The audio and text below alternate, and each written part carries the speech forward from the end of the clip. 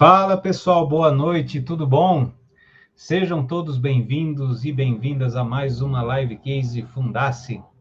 Eu sou o Fred Fernandes, professor Fundace e consultor de empresas. E esse é um evento produzido pelo MBA-EAD de Gestão Estratégica da Fundace USP. Essa edição está vinculada ao módulo de estratégia do MBA, da turma 6, vocês que estão me acompanhando aí. E vai funcionar assim: eu vou entrevistar um renomado empreendedor que vai trazer um problema real de gestão pelo qual tenha passado na condução da sua empresa. Os alunos do MBA de Gestão Estratégica poderão participar fazendo perguntas para conhecer melhor o problema apresentado e, ao final de um prazo, eles apresentarão em grupo uma resposta ao estudo de caso, em que farão análise das causas raiz do problema e proporão soluções. Os estudos de caso, então, serão avaliados e o mais completo será encaminhado ao empreendedor. Sem mais delongas, vamos começar nossa terceira edição da Live Case Fundace, que hoje tenho o prazer de contar com a participação de Pedro Ernesto Paro. Fala, Pedro, boa noite, seja bem-vindo. Oi, Fred, boa noite. Boa noite, Fred, boa noite quem está nos assistindo também. Prazer estar aqui com vocês. Prazer é nosso, vamos apresentá-lo. Pedro é o CEO fundador da Humanizadas, startup de ciência de dados para instrumentalizar lideranças e negócios conscientes. Ele é o coautor do livro Empreendedorismo Consciente, palestrante TEDx, pesquisador de doutorado pela Universidade de São Paulo, aqui da casa, e idealizador da pesquisa Empresas Humanizadas do Brasil. O Pedro tem experiência apoiando lideranças em projetos de transformação de organizações e já desenvolveu projetos de pesquisa analisando mais de 10 mil organizações em diferentes países.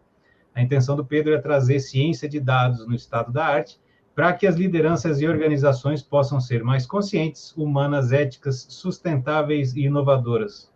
Ufa, que currículo! Pedro, vamos lá. Conta para a gente um pouquinho da tua carreira empreendedora, como é que foi tua formação até você chegar a empreender? Legal. Eu comecei fazendo engenharia civil na Unesp e não tava me adequando muito, né, a grade, e aí eu prestei vestibular novamente, entrei em engenharia de produção na Universidade de São Paulo, campus São Carlos. Acho que eu fiz essa mudança pela disciplina de pesquisa operacional, acho que era uma disciplina que me agradava e eu queria estudar mais sobre pesquisa operacional. E aí, quando eu entrei na produção, eu fui descobrindo outras disciplinas, né, que foram administração da produção, gestão de pessoas. Eu fui descobrindo outras disciplinas que foram despertando a minha vontade, a minha curiosidade. Ao longo da engenharia de produção, eu comecei a estudar o tema de mortalidade de pequenas empresas com o professor Edmundo, Escrivão Neto, e depois eu conheci o professor Matheus Girolamo, que é o meu orientador até hoje, e o Matheus me apresentou o tema de gestão de mudanças e cultura organizacional. O Matheus deu uma última aula aqui sobre estratégia da UniBSC. E logo que eu me formei na engenharia de produção, eu fui trabalhar em uma consultoria de processos de operações, mas acho que sempre eu fui levando uma pegada mais orientada a pessoas, trazendo as bagagens de coisas que eu aprendi com o Matheus sobre cultura e gestão de mudanças. Depois, acho que eu trabalhei uns 4, 5 anos com uma consultoria de processos. Depois eu acabei abrindo a minha própria consultoria, especializada em cultura e estratégia de negócio.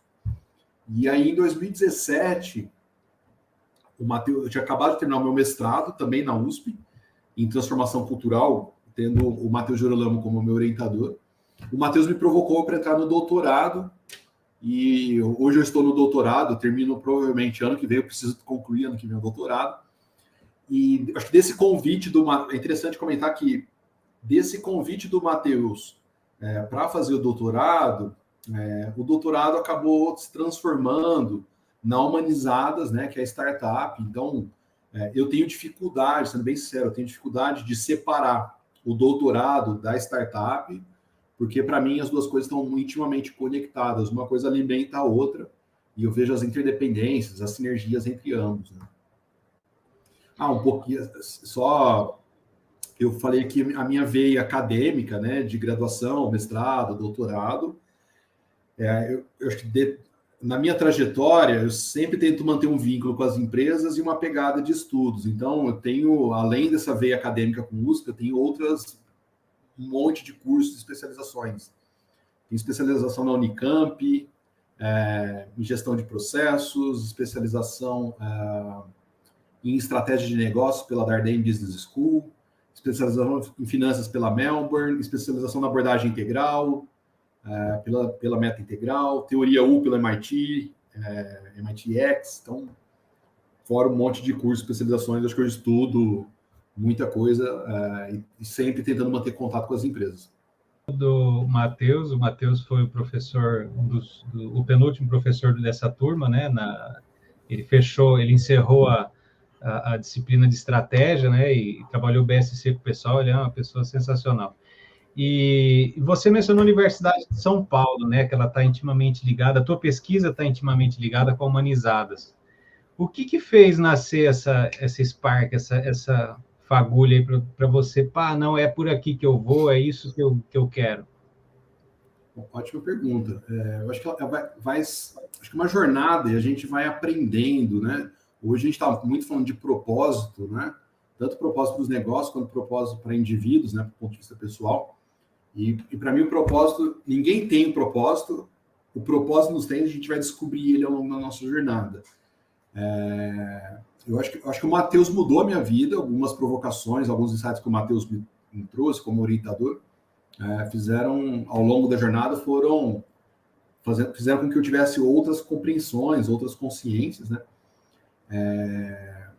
A história é basicamente o seguinte, tá? Eu tinha acabado de terminar o mestrado, meu mestrado é em transformação cultural na USP, com o Matheus como orientador, e eu tinha acabado de me casar, terminei o mestrado, me casei, estava voltando da lua de mel, e aí o Matheus, ele tinha a oportunidade de colocar algumas bolsas de pesquisa num projeto que poderia virar um doutorado, que é o meu doutorado hoje, e aí o Matheus me provocou, ele falou o seguinte, ele falou, Pedro, se você não entrar no doutorado agora, talvez você não entre mais quando seu filho nascer. Hoje a minha filha, a Laura, minha filha tem 3 anos, então eu provavelmente não entraria no doutorado hoje, seria loucura mesmo, acho que daria divórcio por justa causa, inclusive, se eu fizesse isso agora.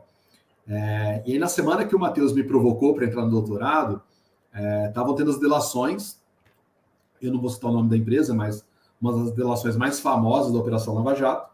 Eu estava extremamente incomodado com os casos de corrupção no Brasil naquela época, e eu acabei, para entrar, né, no projeto de pesquisa que o Matheus tinha me convidado, eu listei 11 temas de pesquisa que eu tinha vontade de desenvolver em algum momento da minha vida, e tinha um tema que se conectava com o caso com a Operação Lava Jato, que tinha uma intenção de fazer um contraponto, né, que é a pesquisa em empresas humanizadas do Brasil. E aí, acho que naquele momento, eu tomei uma decisão, que talvez foi uma das decisões melhores que eu tomei na minha vida, foi uma decisão não somente pelo projeto de pesquisa que eu queria fazer, mas eu tomei a decisão pelo projeto de pesquisa que poderia gerar maior impacto aqui no Brasil. E aí eu decidi escrever um projeto de pesquisa chamado Pesquisa em Empresas Humanizadas do Brasil. A pergunta é, será que existem empresas mais éticas, mais humanas, mais conscientes, mais sustentáveis e inovadoras aqui no Brasil? Se sim, quem são essas empresas? Então, a intenção inicial, Fred, era saber se existem empresas mais éticas, mais humanas aqui no Brasil, quem são essas empresas.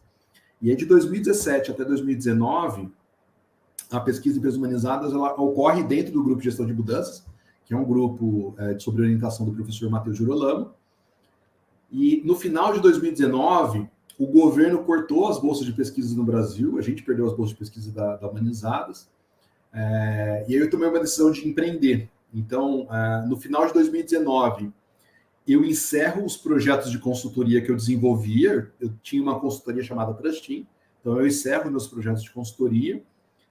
E em 2020, em janeiro de 2020, eu inicio um processo de spin-off, retirando parte do grupo de pesquisa, né? Sai do grupo do Matheus e eu inicio a Humanizadas, que é uma startup de impacto. Não tem vínculo nenhum com o professor Matheus. Matheus tem um vínculo acadêmico com a Universidade de São Paulo, e eu que fundo a Humanizadas. O Matheus não tem vínculo nenhum com a Humanizadas, tem total separação. A Humanizadas é parceira do grupo de pesquisa e carrega o selo DNA USP, né? Então, basicamente, a história é essa. Quem quiser conhecer um pouco mais essa história, eu publiquei num livro chamado Empreendedorismo Consciente. Aqui, a Humanizadas ainda não era uma startup, mas eu conto um pouquinho dessa história aqui neste livro, no ano passado. Sensacional. Eu quero receber, dar boas-vindas aqui Maria Carolina, Sueli, Marcelo, Valdair, que já estão falando um oi para a gente aqui. Sejam bem-vindos todos. O Pedro, explica para a gente que valor a Humanizadas entrega e como ela faz isso. Ótima pergunta. Acho que o feedback que a gente recebe das empresas, acho que a grande dor que a gente está ajudando a resolver é uma empresa entender a real necessidade dos seus stakeholders. Hoje no mercado existe uma série de pesquisas que são desenvolvidas, né? Geralmente pesquisas de clima ou pesquisas de sustentabilidade. Porém, é difícil as pesquisas identificarem a real necessidade dos stakeholders. Geralmente, a gente parte de questionários quantitativos, onde a gente pergunta coisas que a gente já sabe, né? Ou do nosso viés cognitivo. O que a Humanizadas faz, a gente vai para um campo mais subjetivo, de análises mais qualitativas, para poder, de fato, identificar a real necessidade não apenas de um público, mas de todos os públicos de uma empresa. Então, vou trazer um exemplo. Pegando uma empresa Natura, Magazine Luiza, Fazenda da Toca, Johnson & Johnson, são algumas empresas que utilizam Humanizadas. A partir da avaliação da Humanizadas, as empresas conseguem identificar a real necessidade de todos os seus públicos, de todos os seus stakeholders. O que são os stakeholders? Os stakeholders são as partes interessadas no sucesso de um negócio. Então, a gente vai identificar a real necessidade de colaborador, a real necessidade dos clientes, dos fornecedores, dos parceiros, da sociedade. A gente está se especializando nessa consulta a múltiplos públicos para trazer dados, para apoiar a tomada de decisão das organizações. A Humanizadas não é uma consultoria, a gente não faz mudança nas empresas. O que a gente faz é trazer dados para apoiar a tomada de decisão das organizações. As organizações utilizam esses dados para repensarem as suas estratégias de negócio. Hoje eu estou muito feliz de ver empresas no Brasil que utilizam os dados da Humanizadas para repensarem as suas estratégias para 2022.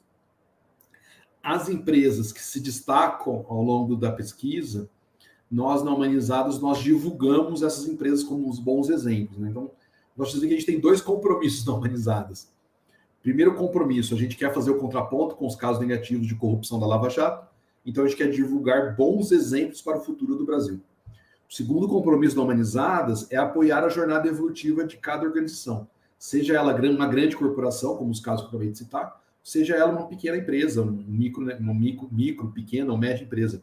Tem escolas no Brasil utilizando a pesquisa Humanizadas, né? Para apoiar a sua jornada evolutiva. Quem quiser conhecer um pouco mais sobre casos e exemplos da Humanizadas, agora em setembro, eu acabei de publicar um artigo junto com o Matheus Girolamo na MIT Sloan Brasil, onde a gente traz exemplos, resultados de pesquisa e cases da própria Humanizadas para que as empresas possam ter contato com isso que eu estou falando. Bacana. Bom, boa noite, Marina, bem-vinda. A Maria Carolina fez uma pergunta interessante aqui. Você, no começo dessa mudança toda, praticamente o início da Humanizadas, ali engrenando, chegou a pandemia. Como é que foi encarar isso? Ótima pergunta. Até falar, quem quiser conhecer mais sobre Humanizadas, tem o site humanizadas.com e as redes sociais vocês podem acompanhar. É uma ótima pergunta. Foi bem difícil. E logo no começo, porque a gente começou o processo de spin-off, né, do grupo de pesquisa em janeiro de 2020, a pandemia vem em março. No começo, eu fui buscar investimento no meio da pandemia, logo no comecinho, eu estava indo atrás da primeira rodada de investimento da Humanizadas. No começo, tinha uma discussão bem forte se os investidores deveriam investir na Humanizadas, né, se era o momento, se era o timing adequado de fazer investimento na Humanizadas. E eu me ative a 2 coisas para falar, não, vamos em frente. A primeira coisa, e a mais forte, foi ter a compreensão, foi ter a consciência, né, de que as crises são boas e de que as crises fazem parte da história da própria Humanizadas. Se a gente for parar para pensar, foi lá atrás, na crise da Operação Lava Jato, que eu escrevi o projeto de pesquisa e encaminhei para a USP. foi no corte de bolsas do governo, que gerou provavelmente todo mundo aqui deve se lembrar, em 2019 gerou uma crise de pesquisa nacional, e foi nessa crise de pesquisa nacional que eu tomei a decisão de empreender, de seguir em frente. Quem me incentivou foi o Dario Neto, que é o fundador do Grupo Anga e hoje é diretor executivo do Instituto Capitalismo Consciente Brasil. Ele foi a primeira pessoa que falou: Pedro, empreende, eu te apoio. Então, eu basicamente retomei a história da Humanizadas e tomei a consciência de que as crises fazem parte dela. Eu contei essa história para os investidores, falando: olha, na crise do Lava Jato eu escrevi projeto de pesquisa, na crise do corte de bolsas eu fiz a spin-off, na crise da pandemia a gente vai investir, a gente vai empreender. Então, eu diria que é você se manter firme, manter forte e tendo uma compreensão de um propósito maior, mas é importante ter consciência disso.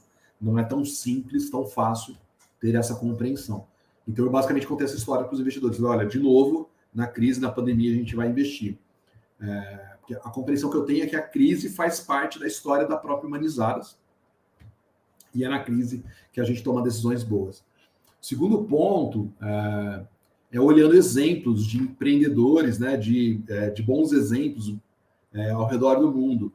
Geralmente, em grandes crises, surgem grandes empresas, grandes negócios. Né? Então, o Airbnb, o Uber, por exemplo, nasceram na crise de 2008 do subprime nos Estados Unidos, né? Que gerou uma crise global, e aí grandes startups foram empreendidas naquela época. Então, hoje, chegando quase no final da pandemia, né? A gente não está no final dela ainda, mas quase, olhando para trás, eu vejo quanto que, no momento que ninguém estava investindo, ou que os investimentos estavam um pouco mais retraídos na economia, né? Eu vejo quanto que a gente, Humanizadas, aprendeu nesses últimos 2 anos, de tal maneira que a gente sai agora da pandemia com uma nova compreensão, com uma série de aprendizados, né? Bem à frente do mercado. Bacana. Tiago chegando aí, seja bem-vindo, Tiago. Pedro, você acredita que o mercado está mais preocupado nesses últimos anos? Ele está mais preocupado com empresas responsáveis, com empresas conscientes? Diria que sim. Não é o mercado todo, né? Quando a gente olha, até gosto de brincar, né? Quando a gente fala de USP, a USP é muito grande, a USP é uma cidade, né? É algo enorme, né? Você falar da USP, por exemplo, o mercado é muito maior, então tem de tudo no mercado. Não vou ser ingênuo, né, de falar que tem o oposto do que eu estou falando, mas o que eu noto é um movimento de investidores em prol de negócios mais conscientes. Vou trazer 3 exemplos aqui. O primeiro exemplo é o Larry Fink, da BlackRock. Não sei quem conhece ou já ouviu falar da BlackRock. A BlackRock é o maior fundo de ativos do mundo. Cresceu 30% na pandemia, tem 9 trilhões de dólares sobre ativos em mãos, muito maior que o PIB brasileiro. Nos últimos 12, 15 anos, o Larry Fink, que é o CEO, ele vem emitindo cartas para os CEOs, dizendo que os CEOs têm que repensar os seus negócios. Ou seja, o maior fundo de investimentos no mundo, nos últimos 12 anos, vem pedindo para o mercado, para as empresas serem orientadas para um propósito maior, para a responsabilidade social, para o impacto positivo. É a própria BlackRock quem vem fortalecendo uma agenda, que a gente vem falando muito de ESG, que é impacto em questões environmental, social and governance, impacto em questões ambientais, sociais, de governança. Quem quiser aprofundar um pouco mais no Larry Fink, tem uma série de artigos publicados na Harvard Business americana, trazendo uma leitura de pessoas favoráveis e pessoas contrárias a esse movimento da BlackRock. Gerou uma série de discussões nos Estados Unidos. Um outro exemplo que eu acho importante trazer é o The Business Roundtable. É a união das 200 maiores empresas do mundo. Depois de 30 anos, no dia 18 de agosto de 2019, que para mim no futuro vai ser um dia histórico no campo de administração, as maiores empresas do mundo se juntaram para rediscutir o significado de sucesso dos negócios. Então, tem empresas como Amazon, Apple, Google, etc.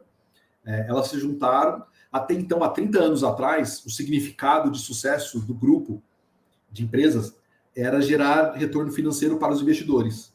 E em 2019, eles definiram que o significado do sucesso de uma empresa é gerar valor para todos os stakeholders, ou seja, não apenas os investidores, mas clientes, colaboradores, parceiros, sociedade e o próprio país, né? Então, um terceiro exemplo, ano passado, aqui no Brasil, no meio da pandemia, não sei se vocês já viram esse projeto chamado Covida20.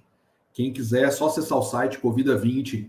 Tem toda a transparência dos resultados, né, do impacto gerado do projeto. No meio da pandemia, o Sistema B, que é um movimento de empresas de benefício, o Capitalismo Consciente, a Dínamo e a TRE, 4 empresas totalmente diferentes, movimentos e ONGs diferentes, se juntaram para fazer investimentos em negócios orientados a impacto. Empresas como a Gerdau, a Natura, apoiaram o programa do Covida20. A Humanizadas, a gente fez as avaliações de impacto das empresas. Olha que legal que aconteceu no meio da pandemia. Empresas orientadas por impacto tiveram prioridade em aportes financeiros para que elas pudessem sobreviver ao longo da pandemia. Qual que era a intenção? A intenção era investir não apenas nas empresas que trouxessem maior retorno financeiro, mas investir nas empresas que fossem melhores para o Brasil, que gerassem maior impacto em questões ambientais e sociais. Posso afirmar para vocês que a gente fez as avaliações de impacto nas empresas e os investimentos foram priorizados, ou seja, orientados a impacto. Teve investimento não apenas de grandes empresas, mas investimento também de pessoas físicas. Ou seja, é um pool de ONGs, de empresários e de pessoas físicas se juntando em prol de empresas orientadas a impacto. E aí, só para encerrar, nos últimos anos, a gente tem visto cada vez mais fundos de investimento orientados a impacto. Um deles é a Dínamo, não com A, mas com 4, tá? Vou até passar o site aqui para o Fed. Um exemplo, vou trazer 2 exemplos, tá? Um é a Dínamo e o outro é a TRE, Investimentos com Causa. São 2 fundos de investimentos orientados a projetos de impacto aqui no Brasil, que são 2 referências. Os 2 são investidores da Humanizadas, por exemplo, me ajudam, e até por isso que eu estou citando esses nomes. Bacana. Agora, não é todo mercado que é tão consciente assim, tá? Não seria ingênuo, mas eu tento valorizar os bons exemplos, né? Para que a gente tenha cada vez mais desses casos, né? Você vai perceber, Fred, que eu tenho uma perspectiva otimista e eu tento me ater a bons exemplos, né? Que bom, ótimo. Professora Sônia Vale, seja bem-vinda também, dando boa noite aqui. Vinícius, bem-vindo a vocês também.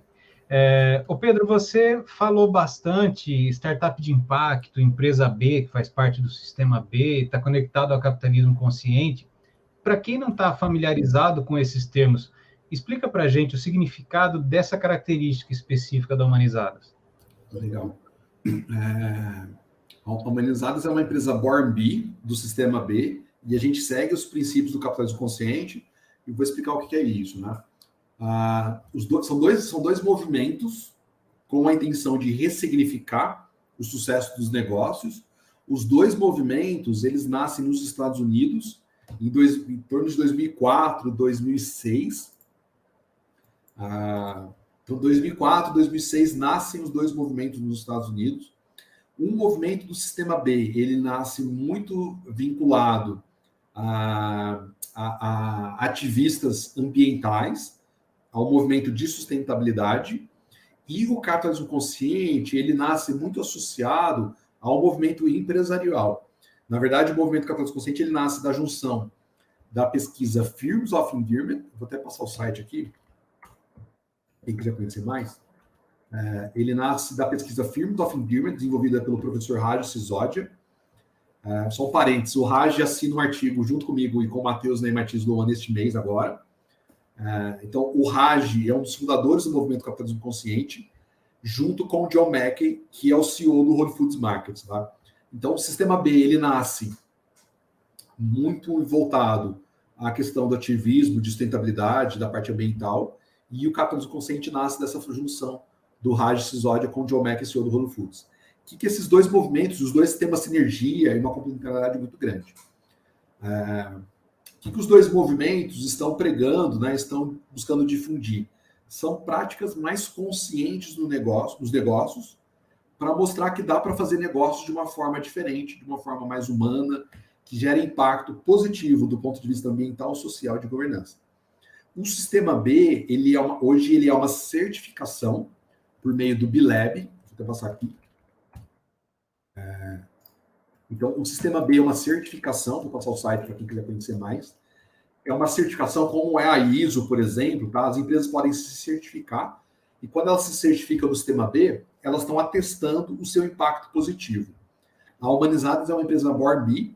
Desde o início da Humanizadas, no contrato social, na razão social da Humanizadas, a gente descreve as cláusulas do Sistema B, e trazendo um exemplo, a Humanizadas se compromete com um impacto em toda a sua cadeia, em todos os seus stakeholders, e eu, como fundador, sou responsável por esse impacto. Então, se em algum momento tiver algum crime ambiental, algum crime da Humanizadas, eu sou responsável por aquele crime, né? Então, desde o início, a Humanizadas assume o seu compromisso de gerar impacto positivo. Hoje, aqui no Brasil, empresas como a Natura, a Reserva, a ClearSale e a Fazenda da Tocas são empresas certificadas. Existem mais de 4 mil empresas no mundo certificadas ao Sistema B. O capitalismo consciente, ele não é uma certificação, ele é um movimento em prol de negócios mais éticos, mais humanos. A pesquisa que eu comentei com vocês, a Firms of Endearment, desenvolvida pelo Raj, é a pesquisa que inspirou meu doutorado. Na Humanizadas, a nossa avaliação segue os princípios do capitalismo consciente. De maneira bem resumida, tá? A história do capitalismo consciente, até indicar um livro, vou indicar 2 livros, tá? Aqui, para quem quiser conhecer mais. Para quem quiser conhecer mais sobre o Sistema B, tem um livro chamado O Manual de uma Empresa B. Para quem quiser conhecer mais sobre o capitalismo consciente, tem 2 livros que eu indico. Um livro de capa amarela, chamado Capitalismo Consciente, que é um livro escrito pelo John Mack e pelo Raj Sisodia, e tem um livro de capa vermelha chamado Empresas Humanizadas, escrito pelo Raj Sisodia. A história do capitalismo consciente é basicamente a seguinte. Em 2002, o Raj, que é o professor da Babson College, ele identificou que as empresas americanas investiam em marketing mais que o PIB indiano. E ele achou estranho, porque tinha todo esse investimento. Ele é um professor indiano e é um professor de marketing. E ele foi estudar por que as empresas estavam investindo tanto em marketing, e ele acabou encontrando um grupo de empresas, que são as Firms of Endearment, né? Que aqui no Brasil foram traduzidas como empresas humanizadas. Um grupo de empresas que investe menos em marketing e tem um retorno financeiro muito superior às outras empresas, né? Ele acabou, na análise, né, desses casos, o Raj encontrou um grupo de empresas que investia pouco em marketing e tinha um retorno financeiro superior. O que essas empresas tinham? Elas tinham 4 princípios. Elas tinham um propósito maior, uma orientação para gerar valor para todos os seus stakeholders, uma cultura consciente e uma liderança consciente. E aí, a partir da compreensão desses 4 princípios e dos cases que o Raj levantou, lá nos Estados Unidos além da Whole Foods, do John Mack, tem a Patagônia, a Southwest Airlines, Starbucks e diversas outras empresas, né? Dessa união entre pesquisa e meio de negócio, nasce um movimento. Hoje, tanto o capitalismo consciente como o Sistema B são movimentos que estão presentes em vários países do mundo, tá? A última vez que eu analisei, o Sistema B estava presente em mais de 20 países do mundo, inclusive no Brasil, e me confundi aqui agora. O Sistema B hoje está presente em mais de 20 países do mundo, e o capitalismo consciente está presente em mais de 13 países do mundo. Então, são 2 movimentos globais de junção de empresários que estão repensando os seus negócios. Aqui no Brasil, o capitalismo consciente está presente desde 2013 e o Sistema B vai completar 8 anos no final deste ano, agora. Então, tem uma série de empresas B certificadas. Quem quiser conhecer mais, tem o site do Instituto Capitalismo Consciente Brasil. Dá para acompanhar as redes sociais também do Movimento Capitalismo Consciente aqui no Brasil. E tem o site e as redes sociais do Sistema B para acompanhar o movimento de empresas B aqui no Brasil. A Humanizadas, ela é parceira dos 2 movimentos, tá? A gente traz dados tanto para apoiar empresas B quanto para apoiar empresas que estão acompanhando o capitalismo consciente. Legal. O Marcelo perguntou, você já falou de algumas empresas que são referência nessa área, algumas empresas brasileiras, né? Cita para a gente as mais famosas e também respondendo a pergunta da Maria Carolina, ela disse que algum tempo atrás ela fez uma pesquisa, ela teve dificuldade de encontrar essas informações de investimento social. Ela gostaria de saber se hoje as empresas estão se preocupando mais em divulgar isso. Ótima pergunta. Qual que era a primeira pergunta? A segunda pergunta do investimento? O Marcelo perguntou as empresas que se destacam no Brasil nessa área, empresas B. Aqui, na certificação B, as mais famosas são essas quatro que eu citei. A Reserva, Natura, ClearSale e a Fazenda da Toca, são as maiores. Até pouco tempo atrás, a Natura era a maior empresa B certificada do mundo, né? E hoje tem mais de 200 empresas certificadas B aqui no Brasil. Na Humanizadas, na pesquisa Humanizadas, além dessas quatro, que são empresas B também certificadas, né? Outras empresas de destaque na Humanizadas, eu posso citar para vocês a Magazine Luiza, a Klabin, a Localiza, que mais? A Cielo é uma empresa também que tem destaque na Humanizadas, a Fazenda da Toca, a Refazenda. Hoje, na Humanizadas, tem mais de 200 empresas que participam da pesquisa e 150 empresas que tornaram seus resultados públicos, onde a gente pode divulgar os resultados dessas empresas. Uma parte dos resultados da Humanizadas eu acabei de divulgar na MIT Sloan Brasil, revista de setembro, que já está disponível nas bancas, acabou de sair. Tem um artigo em português citando casos e exemplos de empresas brasileiras. Tá? Sobre a questão dos dados, e só um ponto. Na Humanizadas tem e também no sistema B, tá? Tem desde grandes empresas até micro, pequenas e médias. Né? Na Humanizadas tem desde fazendas, escolas, tem alguns órgãos públicos grandes, tem grandes empresas públicas que estão participando da Humanizadas. Eu não posso divulgar os nomes, porque eu ainda não tenho autorização. Todas essas empresas que eu estou citando os nomes, é porque eu tenho autorização dessas marcas para poder estar citando e divulgando elas. Tá? Sobre os dados, realmente é uma dificuldade enorme encontrar dados públicos, dados que já foram divulgados. Dados de investimento, no site da Humanizadas, vou até pegar isso, acho que o site, para passar para vocês, no site da Humanizadas, humanizadas.com, vocês vão conseguir baixar um relatório, que é o relatório da última edição da pesquisa aqui no Brasil. Nesse relatório tem algumas análises financeiras que a gente fez. Então, vou trazer um exemplo aqui, tá? A gente levantou os últimos 32 anos da Bolsa de Valores. Tem mais de 400 empresas listadas ao longo desses 32 anos. E a partir das análises da Humanizadas, a gente segregou as empresas de maior impacto, ou de maior nível de consciência, ou estágio de maturidade na pesquisa da Humanizadas, e a gente comparou com a média do mercado da B3. A gente identificou que, em um período de 32 anos, as empresas humanizadas têm um retorno financeiro 5,5 vezes superior à média da B3. Aí na primeira capa, se puder passar o cursor, isso. Vocês vão ver aqui inscrições abertas para pesquisa, mais uma. Ali, o relatório. Dá para clicar nesse link e vai ter acesso ao relatório da Humanizadas. Participe aí, mas a palavra está errada. Seria para baixar o relatório. Eu vou até passar aqui o link. Se clicar nesse link, né, vocês vão ter acesso ao relatório. Deixa eu passar aqui o link, Fred, que aí vocês podem... no site da Humanizadas dá para baixar o relatório. E aí tem essa informação que eu estou acabando de dizer aqui, né? Olhando dados da Bolsa de Valores, empresas humanizadas têm retorno 5,5 vezes superior à média da B3. Tem uma matéria que saiu na CNN Brasil comentando desse resultado, provavelmente está disponível no YouTube. A outra análise financeira que a gente fez, a gente analisou a partir dos dados do Guia Exame, que lá tem as 500 maiores empresas do Brasil, a gente analisou as humanizadas versus a média das 500 maiores empresas do Brasil. Ali nas 500 maiores empresas do Brasil do Exame, tem empresas de capital aberto, empresas públicas e até mesmo empresas familiares. E analisando um período de 20 anos, a gente pode identificar que as empresas humanizadas têm um retorno, se eu não me engano, 2,8 vezes superior à média do mercado, né? Ou seja, duas fontes diferentes, né? A mesma intenção de análise, mostrando que empresas que cuidam e se preocupam em gerar valor superior para todos os seus stakeholders possuem retorno financeiro superior. Eu acho importante definir o que são os stakeholders.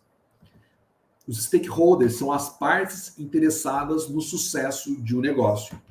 E o que a gente está mostrando aqui é que as empresas que buscam atender as partes interessadas no sucesso do negócio, investidor, cliente, colaborador, fornecedor, parceiro, meio ambiente, sociedade de maneira geral, essas empresas tendem a ser mais rentáveis ao longo prazo. Quem quiser conhecer mais resultados de análise de investimentos, eu recomendo consultar os relatórios da BlackRock, do Larry Fink, que eu acabei de comentar. A BlackRock ela publica uma série de relatórios, inclusive relatórios de ESG, que significa impacto em questões ambientais, sociais e de governança. Então dá para acessar o site da BlackRock e buscar e baixar os relatórios da BlackRock, onde eles mostram que empresas orientadas a gerar impacto em questões ambientais, sociais e de governança possuem retorno financeiro superior. Mas eu super concordo. Esses resultados que eu estou falando não são ainda de ampla compreensão pública, né? Principalmente aqui no Brasil, não estão amplamente divulgados e são dados de difícil acesso, né? Principalmente comparado a outros países. Até a Maria Carolina complementou aqui que a pesquisa dela era identificar o perfil de investimento social das empresas com capital aberto no Brasil.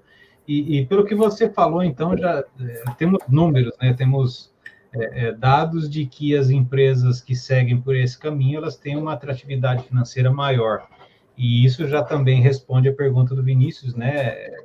Como isso afeta os IPOs e follow-ons, né? Então, assim, as empresas tornam-se mais atrativas financeiramente também, né? Em virtude disso. Para complementar, para a gente encerrar essa parte e passar para a próxima, o Vinícius tem só mais uma dúvida. Ô, Pedro, você acredita que toda essa questão climática, das mudanças climáticas, isso tem feito as pessoas e as empresas se preocuparem mais ou tem exercido uma pressão maior na agenda ESG? Perfeito. Só voltando, agora que você repetiu o comentário, Fred, de investimento social, investimento de impacto, tem um site que pode ajudar, que é o GIF, que ele traz um olhar do investimento social aqui no Brasil, tá? Pelo contato que eu tive com grandes fundações aqui no Brasil, o que eu noto é que geralmente os investimentos sociais do Brasil estão muito relacionados a investimentos em necessidades básicas, tá? Necessidade de sobrevivência da nossa população. E aí, voltando agora na última pergunta, que foi com relação à pandemia, né? É pandemia, né, Fred? É isso, né? Ela perguntou com relação a mudanças climáticas, né? Se tem trazido um impacto, uma pressão maior sobre a agenda ESG. Perfeito.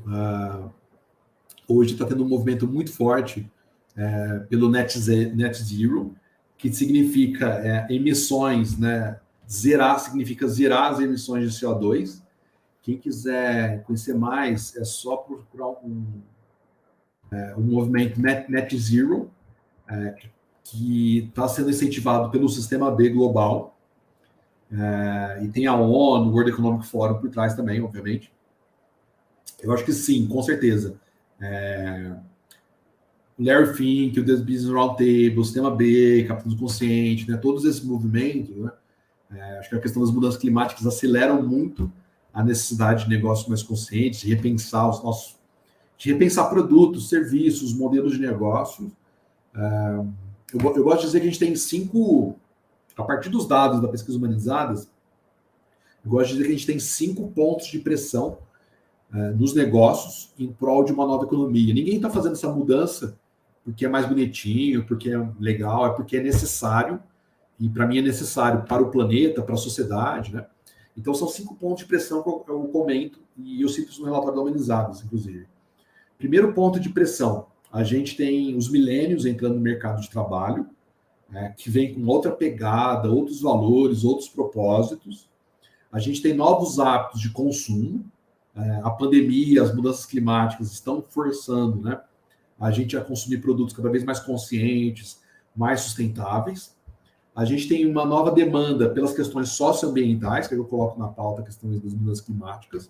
Então, um exemplo, com os milênios no mercado de trabalho, hoje, os milênios e a geração Z representam a nível global 50% do mercado de trabalho global.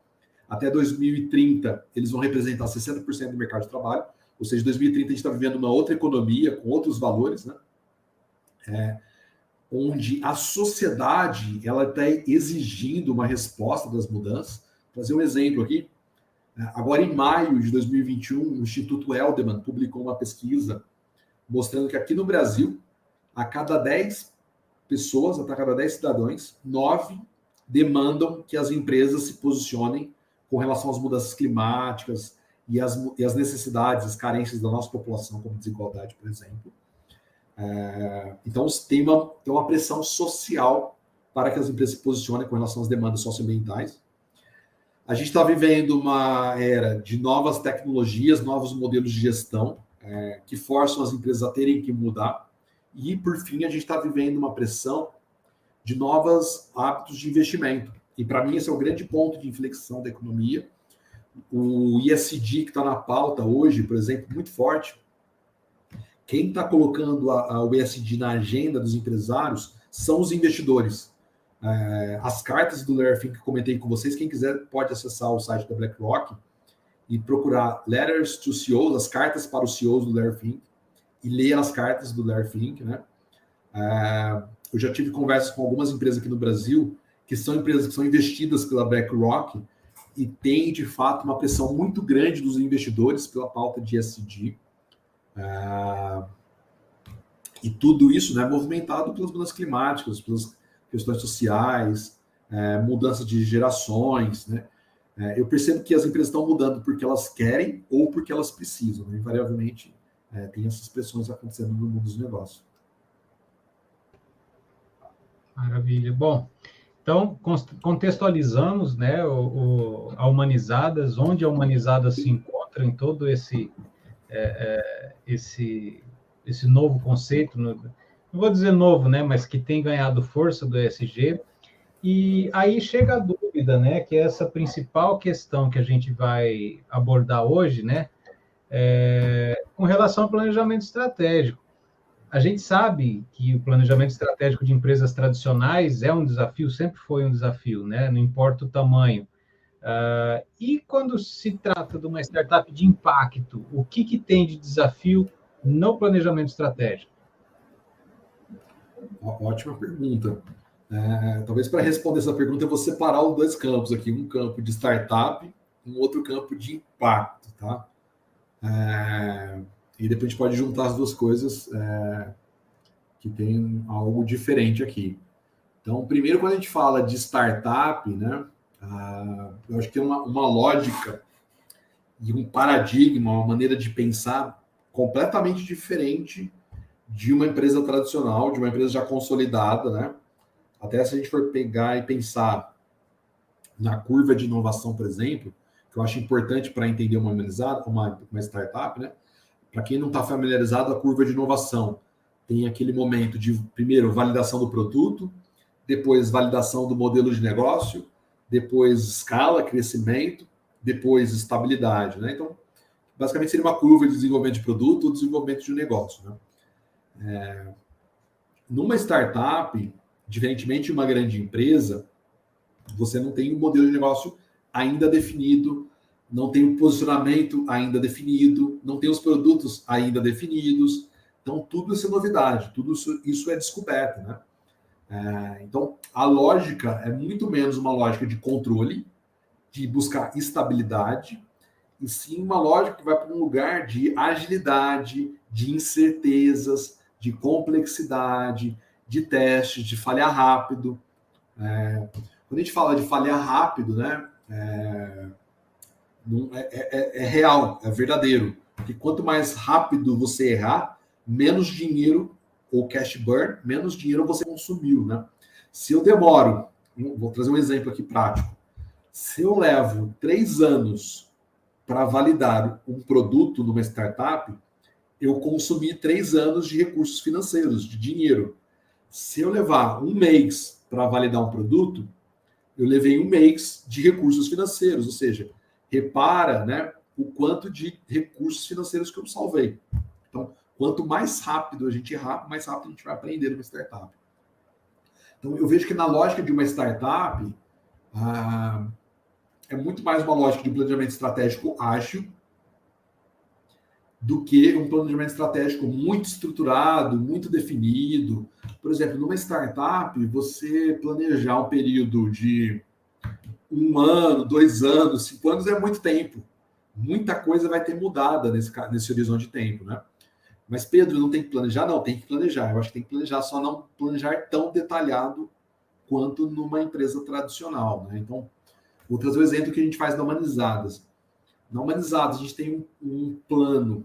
Primeiro, antes de tudo, a gente tem um propósito, por que a gente existe e qual que é a nossa visão de futuro, o que a gente está querendo atingir no dia, no mundo. Então, tem algo macro, algo mais inspiracional, mais de uma intenção, né, do que propriamente dito de um planejamento detalhado, de um breakdown, como o BSC provavelmente se propõe a fazer. Então, a partir de um propósito, de uma visão de futuro, na Humanizadas, a gente tem um plano de 5 anos, bem macro, orientando a grandes conquistas, grandes intenções, né? E muito necessário fazer esse plano de 5 anos para poder dialogar com os investidores aqui no Brasil. Posso até falar de características de mercado de investimento no Brasil com relação ao mercado exterior, que é diferente. Aqui no mercado de investimento aqui no Brasil é mais tradicional do que é feito no Vale do Silício, por exemplo, que nos obriga a traçar um plano de 5 anos. Só que a gente faz esse plano de uma maneira macro, não uma maneira muito detalhada, porque tem muita incerteza no período de 5 anos para uma startup, né? Então tem uma visão. Qual é a visão de futuro? Qual é o propósito que eu quero atingir? Qual é o meu plano de 5 anos bem macro? E aí eu vou traçando planos anuais de 12 meses. Só que mesmo um plano de 12 meses, ele vai mudar. Eu não tenho certeza no plano de 12 meses de uma startup. O que eu tenho certeza na startup é 3 meses. Então, a gestão estratégica da Humanizadas, por exemplo, a gente utiliza OKRs, que são Objetivos e Key Results. É uma metodologia do Google, que nasceu no Google, né? Até para quem quiser que estiver familiarizado. A gente utiliza os OKRs. Então, basicamente, o direcionamento estratégico da Humanizadas, o core dele é feito por meio de OKRs. A gente tem os OKRs do próximo ano fiscal, de estar olhando para 12 meses, e os OKRs de quarters, né, de 3 meses. O que é certo são 3 meses. Eu não tenho certeza. Neste momento, o que meu time na Humanizadas tem certeza é do que vai ser feito em outubro, novembro e dezembro. As prioridades de outubro, novembro e dezembro estão travadas e elas podem mudar no meio do caminho, tá? Se em outubro ou novembro a gente descobrir algo que seja muito melhor, a gente muda os OKRs para atender algo novo que surgiu ali no caminho, tá? Então, reparem, eu tenho 3 meses travados. Janeiro, eu já não sei exatamente o que a Humanizadas vai estar fazendo. Janeiro, fevereiro e março, eu não sei. A hora que chegar dezembro, a gente vai definir os OKRs de janeiro, fevereiro e março. Ou seja, eu tenho uma visão de onde eu quero chegar daqui 5 anos, eu tenho uma visão de onde eu quero chegar ano que vem, mas eu vou travando o que eu vou fazer a cada 3 meses, tá? Percebam que esse é um processo muito mais leve, muito mais ágil e flexível do que um desdobramento de meta e resultados que uma empresa tradicional faz olhando para 5 anos, que o horizonte de certeza de uma grande empresa acaba sendo 1 ano, quando aqui no Humanizadas eu estou falando de 3 meses. E no meio do caminho, as coisas podem mudar. Então, é uma lógica muito mais ágil. Vou trazer um exemplo aqui do porquê uma lógica ágil, tá? Imagina que você traçou um objetivo, um plano, falou, olha, vamos viajar pelo Brasil de carro. vou alugar um carro, vou montar um grupo de pessoas e a gente vai viajar pelo Brasil, né?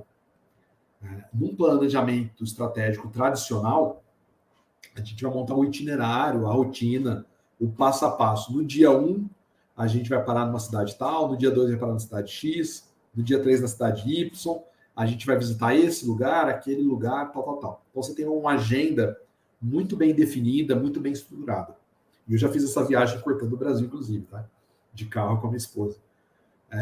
Num planejamento estratégico ágil, mais orientado para uma startup, ele é mais flexível, é mais aberto. Então, eu não detalho exatamente a agenda que vai ser feita viajando o Brasil, mas eu falo, olha, eu vou sair de São Carlos, onde eu moro, e eu quero chegar em Juína, que é no comecinho da Floresta Amazônica. Eu já fiz essa viagem.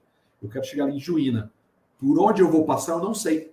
Eu vou descobrir no meio do caminho. Essa lógica me dá liberdade para, se no meio do caminho eu descobrir uma cachoeira, algo que eu não tinha ideia que existia, me dá liberdade para parar. Eu sei que eu quero chegar em Juína, no norte do Brasil, topo do Mato Grosso, porém eu não tenho certeza exatamente da rota. Eu vou descobrir o caminho ao longo do caminho, conforme eu for vivendo, conforme eu for aprendendo. Na primeira lógica, numa lógica tradicional, eu não tenho muito espaço de aprendizado. Eu já defini o que eu quero fazer. Na lógica de planejamento estratégico para uma startup, eu tenho mais liberdade para aprender, para errar. Eu posso parar, eu posso levar o tempo que eu quiser. Eu posso fazer testes no meio do caminho. Se eu descobrir algo novo ali, eu posso focar naquele algo novo. Então, um planejamento estratégico de uma startup, eu acho que a grande diferença de um planejamento estratégico tradicional é esse horizonte de tempo. E por que acontece isso? Né? Porque você não tem muitas certezas. E, na verdade, para inovar de fato, você precisa ter espaço para poder errar, para poder testar. Então, acho que o grande desafio é não ter certezas.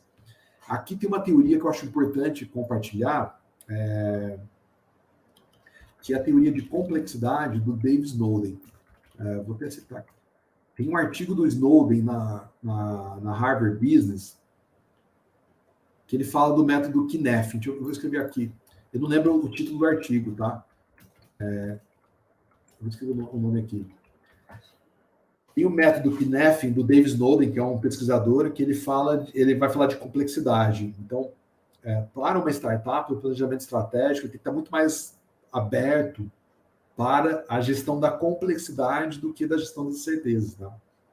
Acho que para mim a grande diferença é essa. Um desafio de startup é que para você inovar é necessário recursos. Que recursos que a gente vai utilizar? Pessoas, tempo e dinheiro. E, invariavelmente, em algum momento, você vai precisar buscar investidores, né? E aí eu vejo que no caso do Brasil, por ter um mercado mais tradicional, né, a gente vai precisar recorrer a métodos tradicionais de valuation, de precificação de cotas, de olhar cap table da startup, de planejar como vai ser feito o investimento na startup, né?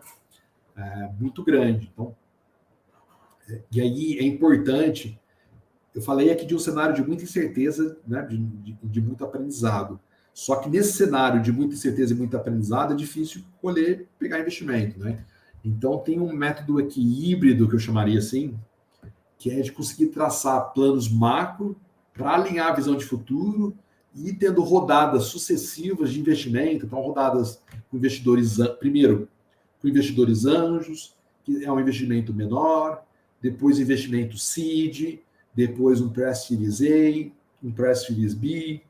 Então tem uma sequência, um ritual de rodadas de investimento, onde os investimentos são menores, quando o risco é muito grande, os investimentos são menores, há um retorno maior, e conforme a startup vai crescendo, ela vai aprendendo, ela vai reduzindo o risco, vai conseguindo captar investimentos maiores e a juros menores, né? A retornos menores. Então tem todo um aprendizado de como ir evoluindo, que é rodar ciclos de aprendizado de maneira constante. Então, aqui falando um pouco de startup, eu fico aberto a perguntas também, caso alguém tenha, tá? O Fred, eu vou para o ambiente de impacto ou vai para o impacto?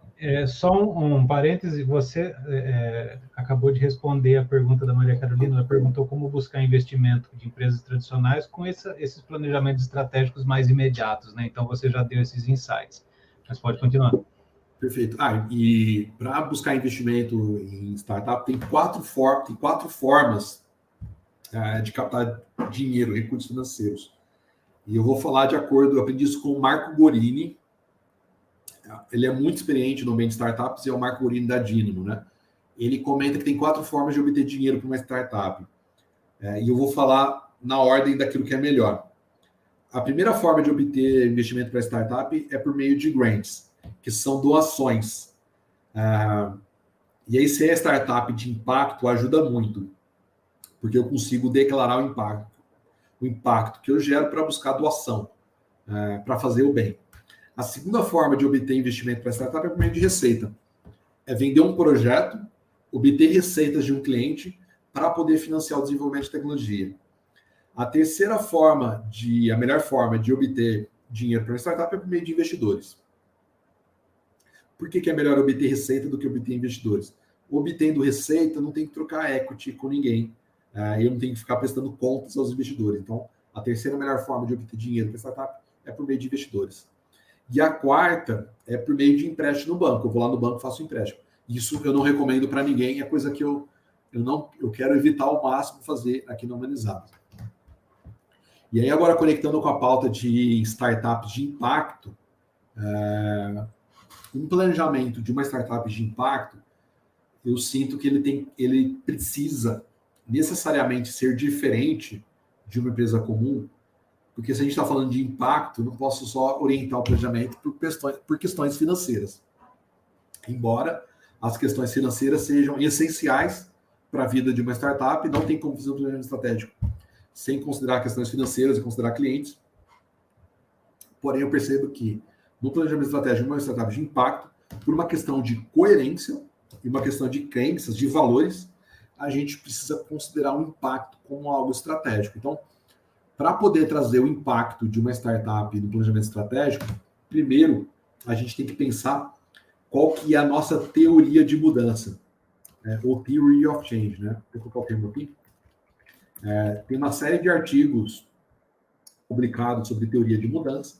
Então, eu super indico, primeiro, repensar qual que é a teoria, qual que é o propósito e qual que é a teoria de mudança da startup, para depois da teoria de mudança, repensar quais são meus indicadores de impacto. E aí a gente vai poder ter indicadores de impacto direto e impacto indireto. Vou dar um exemplo da Humanizadas. O propósito da Humanizadas é democratizar a evolução de consciência. Por democratizar, a gente está falando de escalar, e evolução de consciência, a gente está falando de estágio de maturidade de indivíduos e organizações. Tá? Então, a gente quer escalar o conhecimento para evoluir o nível de consciência de indivíduos e organizações. Qual que é a teoria de mudança da Humanizadas? A teoria de mudança da Humanizadas é elevar o nível de consciência das lideranças para elevar o nível de consciência das organizações para gerar impacto positivo na sociedade e no planeta.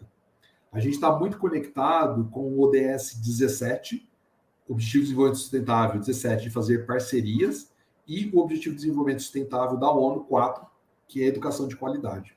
Então, a gente quer disseminar conhecimento por meio de parcerias.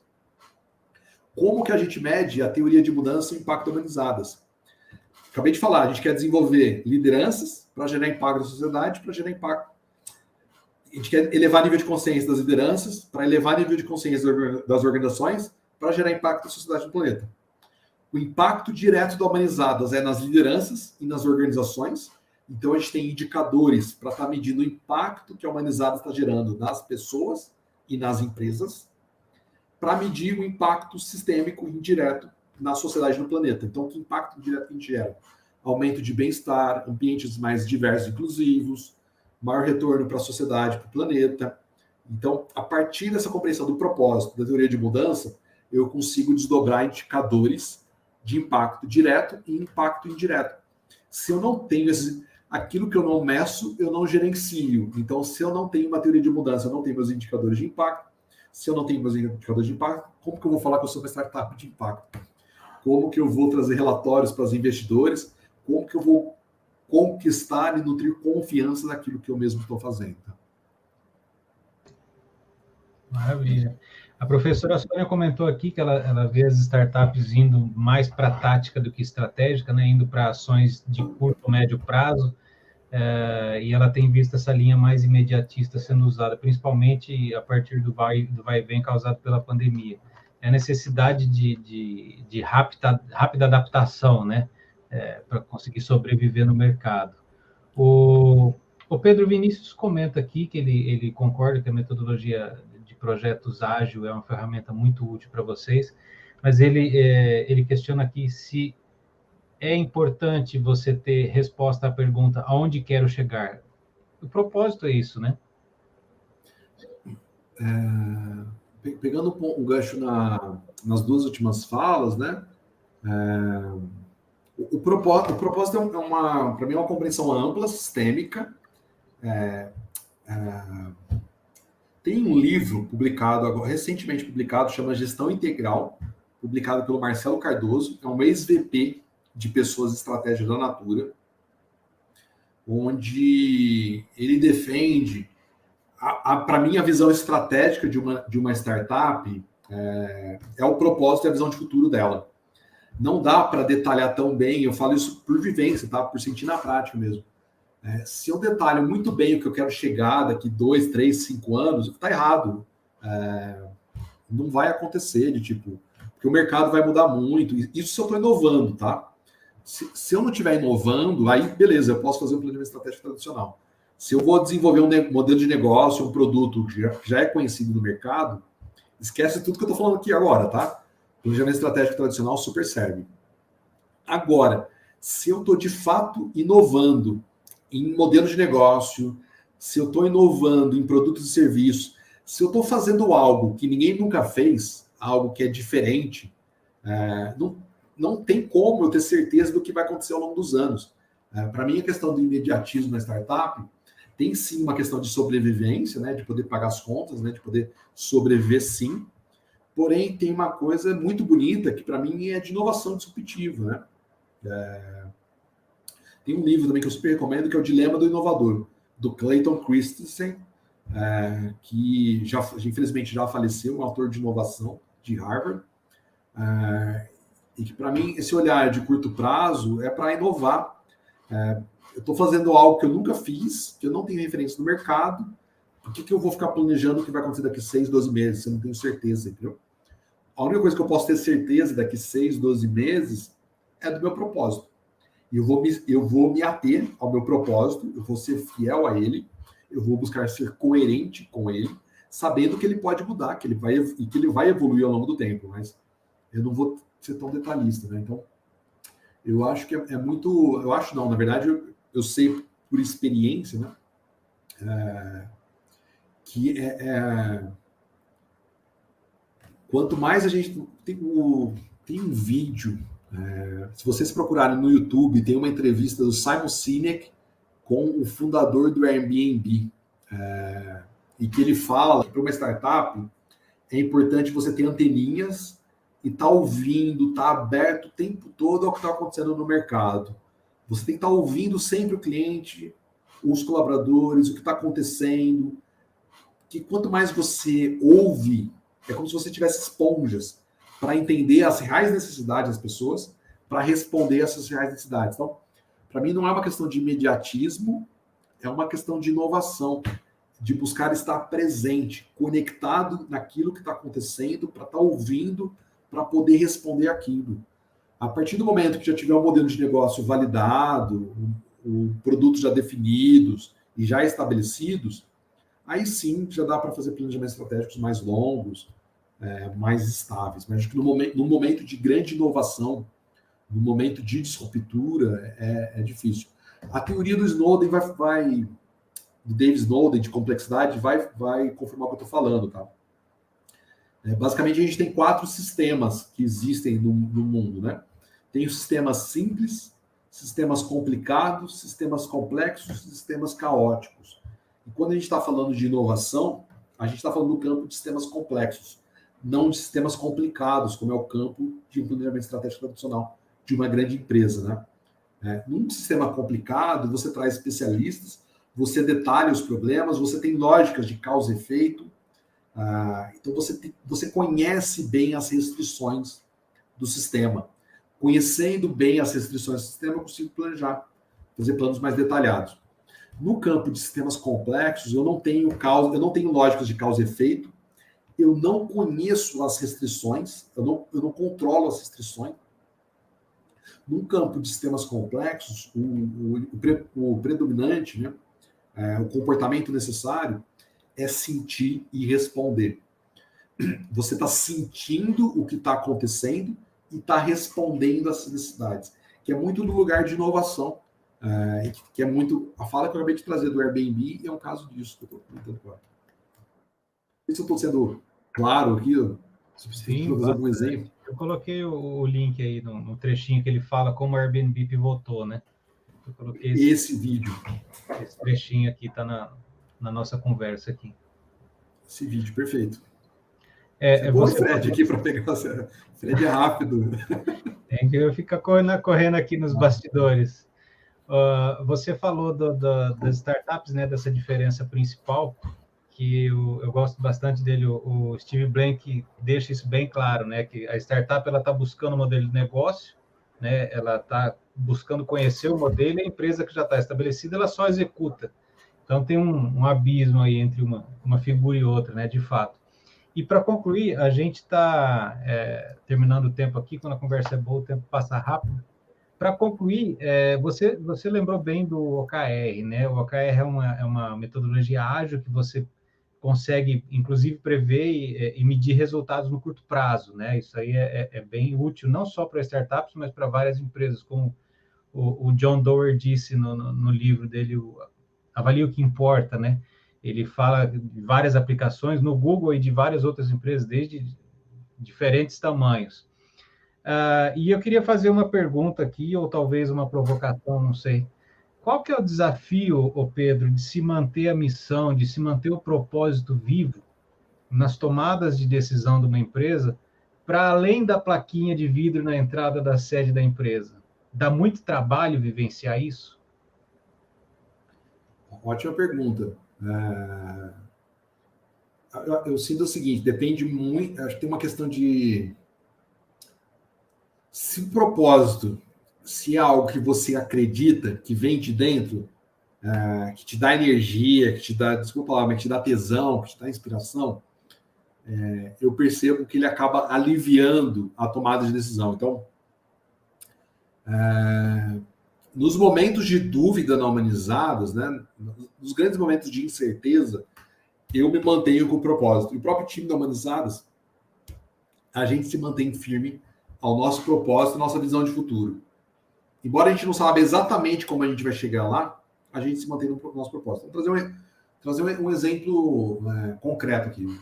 A Humanizadas, a gente tem um posicionamento de não sermos uma consultoria. A gente fala, a gente não é consultoria.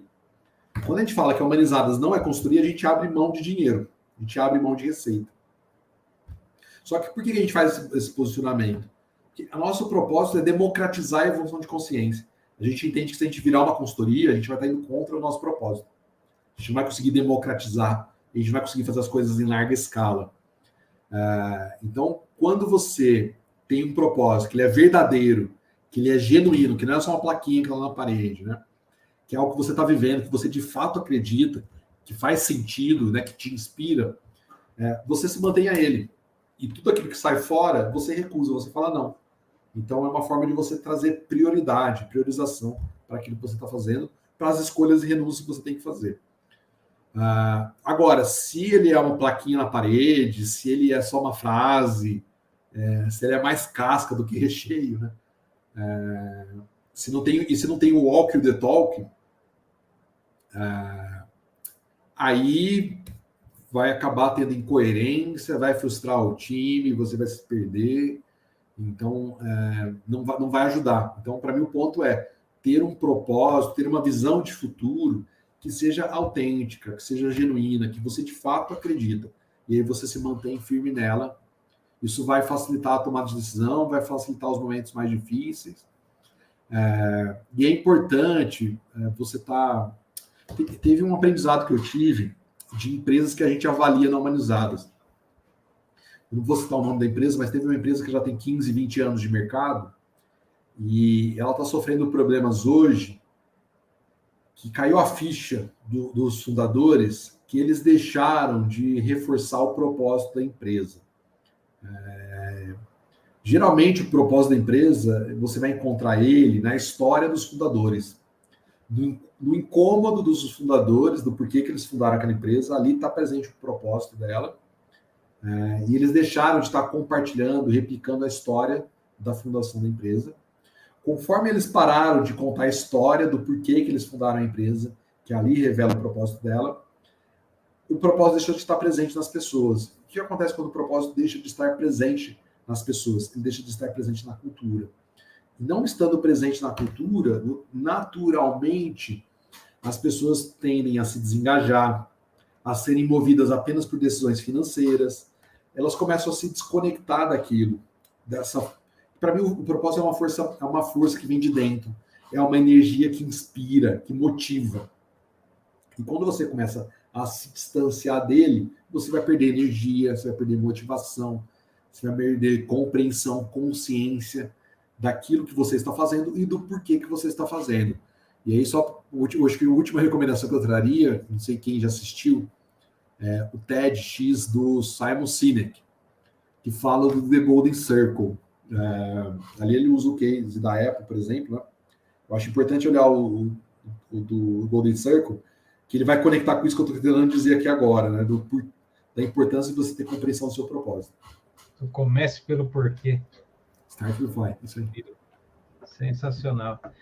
Bom, a gente está chegando ao final. Só um adendo para complementar. O Vinícius pergunta aqui, óbvio, né? Vocês estão vivendo esse propósito, né? Vocês se preocupam com isso também na hora de escolher os parceiros, né? Perfeito. A gente tenta buscar parceiros que, inclusive, participam da pesquisa Humanizadas. Se não participam, a gente faz o convite para serem avaliados por nós. Perfeito. Em todas... Seria estranho, né, eu utilizar parceiros que não são muito conscientes para me ajudar a gerar valor. Então, super de acordo. Walk the talk. Beleza. Bom, infelizmente a gente chegou ao final. Pedro, muito obrigado pela tua disposição de vir aqui. Obrigado pelo papo, foi muito bacana, muito legal. Mais uma edição da nossa Live Case Fundace aqui com o Pedro Paro, CEO e fundador da Startup Humanizadas. Nós vamos deixar aqui os contatos, se o pessoal quiser conhecer mais a empresa, conhecer mais o trabalho do Pedro. Pedro, muito obrigado novamente. Fica à vontade aí para se despedir, deixar tua mensagem. Fred, obrigado pelo convite. Foi um prazer estar aqui com vocês. Obrigado pelas perguntas também. Eu confesso que vocês me fizeram refletir, me fizeram aprender com as perguntas que vocês trouxeram. Então, eu saio daqui melhor do que eu entrei. Muito obrigado pelo convite. Estou à disposição. O Fred deixou aqui os contatos da Humanizadas. Sugiro que vocês curtam as nossas redes sociais. A gente tenta sempre estar compartilhando resultados de pesquisa, cases, exemplos práticos. Então, acompanhe as redes sociais para novidades. Se você tem uma empresa ou trabalha numa empresa, faça também o convite para participar da pesquisa Humanizadas. No site da Humanizadas, vocês podem acessar, se inscrever, ou até mesmo indicar empresas que poderiam participar da pesquisa, sejam elas de pequeno, médio ou grande porte. Uma das intenções da pesquisa é encontrar, de fato, bons exemplos para o futuro do país, e eu acredito que isso é necessário, não somente para as empresas, mas, inclusive, para o nosso próprio Brasil, para que a gente possa colocar o Brasil no lugar que ele tanto merece. Por mim, a transformação do país passa pelo empreendedorismo. Então, curtam, compartilhem, fico à disposição de vocês. Muito obrigado, Fred, pelo convite. Estar aqui, inclusive, compartilhando isso é uma forma de poder expressar o meu propósito de vida e o próprio propósito da Humanizadas. Que bom, legal. Obrigado. E que bom a gente poder fazer parte de um pedacinho dessa história. Pedro, obrigado. Pessoal, muito obrigado. Esse evento foi produzido pelo MBA-EAD de Gestão Estratégica da Fundaci USP. E se você quiser conhecer mais sobre esse programa, é só acessar o link que está na descrição do vídeo aí. Pessoal, muito obrigado, abraço a todos e até a próxima.